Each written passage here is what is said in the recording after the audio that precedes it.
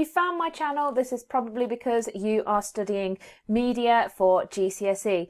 Now, please be aware that I've got loads of videos on my YouTube, but they are all catering towards the Eduqas specification. So if you're not doing Eduqas, if you're doing AQA or OCR, these videos might not be very helpful for you guys. But if you're studying the Eduqas GCSE for Media Studies, fantastic. Let's have a look at what this involves so that you guys know how to use these videos and also what's expected of you in your GCSE. So the first thing to be aware of is that the GCSE is made up of two parts. 30% of it is made up of an NEA, which is non-exam assessment. That's effectively like a coursework sort of task.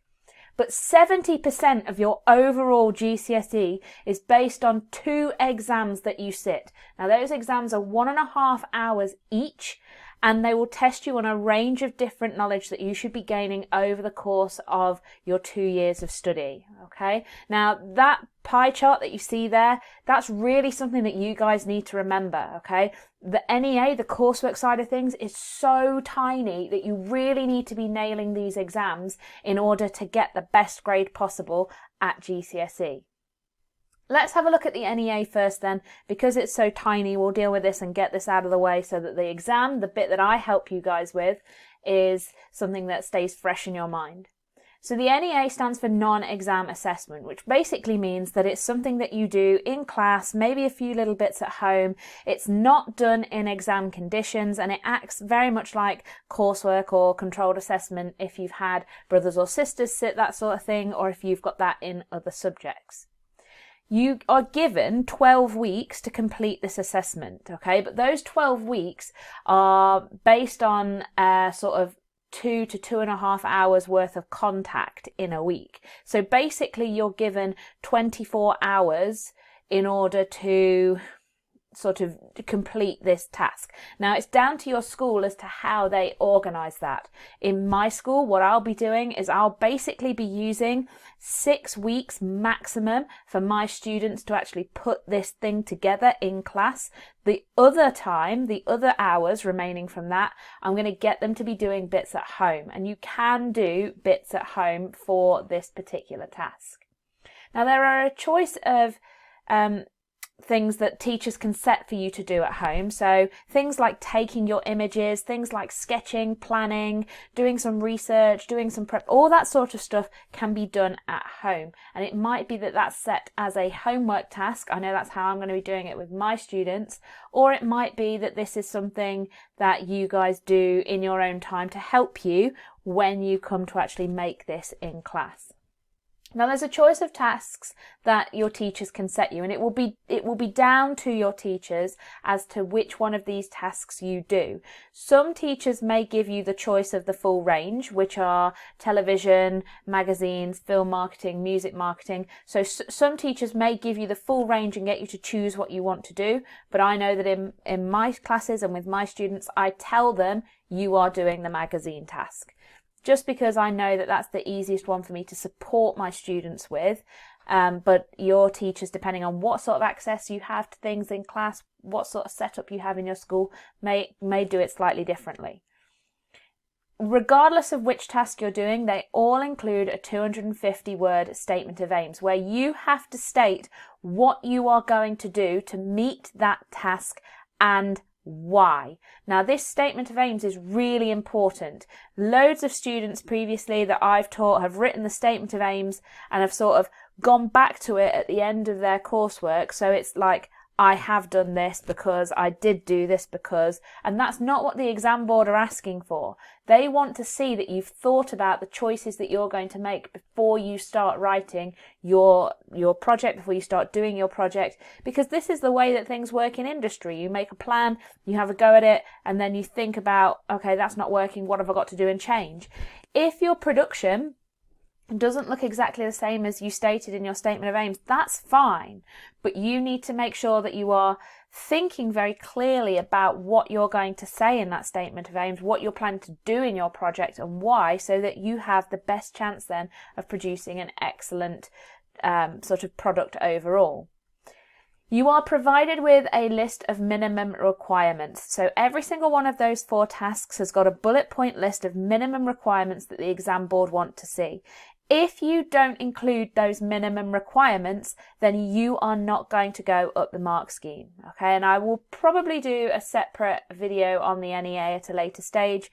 But obviously you need to follow your teacher's guidance for this. Okay, you have to do those minimum requirements at least to get yourselves up the mark scheme. Anything extra that you do is only going to make your work better, but those minimum requirements have to be completed.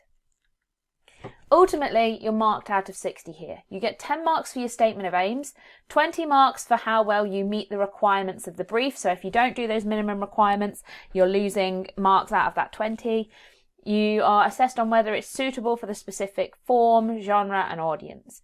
You then get 30 marks for how well you use media language to communicate your meanings and to construct those representations as well.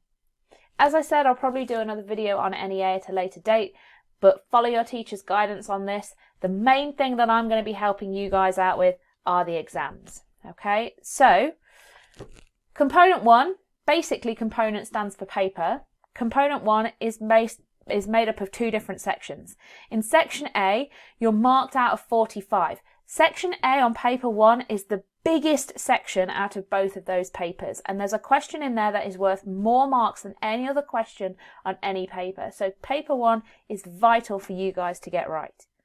You're assessed based on your knowledge of media language, context, and representation of different texts, and they'll pick between 2 to 3 of these texts that you have studied in class. So they'll choose between the adverts that you've studied in class, or the magazine front covers, or newspaper front covers, or film posters that you've studied in class. And they will give you questions about the media language in that advert or in that magazine front cover, the context of that newspaper front cover or the film posters. And then they'll give you a big representation question. And that question is a comparison question. You'll have to compare one of the texts that you have studied in class to one that you haven't studied. All materials for this particular section will be printed for you, and you are allowed to write on them. Now in section B, it's marked out of 35, so you get a little bit of a breather for section B. You're assessed based on your knowledge of industry and audience for newspapers, film industry and marketing, radio drama, and video games. And again, they'll pick 2 of these topics for you guys to write your answers based on. Now, the questions in this section are made up of much smaller stepped tasks, and it's really important that you remember not to talk about any material for section A in section B. So the 2 newspaper front covers that you study in section A, you should not mention them in section B. You need to be thinking about the whole of the newspaper industry, not just those 2 front covers that you study for section A. There's also no requirement to watch any of the films that are mentioned for section B or to play the video games that are mentioned in section B. The exam board is really clear when it comes to film. It's not about analysing film, it's not about watching the films, because that's a separate GCSE. Now paper 2, this one again is split into 2 different sections, but this is again down to your schools. In section A, you're going to be answering questions based on a form of TV media. So your school will decide whether or not you do crime drama or sitcom. Either way, you'll get to watch a 2 to 5 minute clip from that show, and you'll also be allowed to make notes as you watch that 2 to 5 minute clip. You then need to answer the questions based on whatever it is that you've watched. Again, section B, this is based on music videos, and your school will decide which of the 2 female artists that you'll study, which of the 2 male artists you'll study, and which traditional artist you'll study. Overall, you'll only be doing 1 male, 1 female, and 1 traditional, but you need to know which one your school is setting for you. You then have 2 to 3 longer questions to answer in this section, but none of them are going to be as long as the big comparison question in component 1.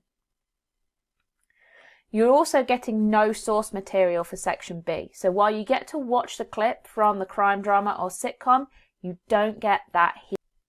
Now there are resources that you guys can access alongside my videos to help you with your GCSEs. The first one is the Eduqas website. Familiarise yourself with this website even though it's aimed mainly at teachers, because there's loads of useful information on here that can help you as you're studying. For example, you can access the specification, which is basically a breakdown of everything that you need to know. It's again mostly aimed at teachers, but this is something useful for you guys. But more importantly is sample assessment materials. Now these provide an example of the sort of questions that you'll get for paper 1 and for paper 2, so that you can be practicing them at home.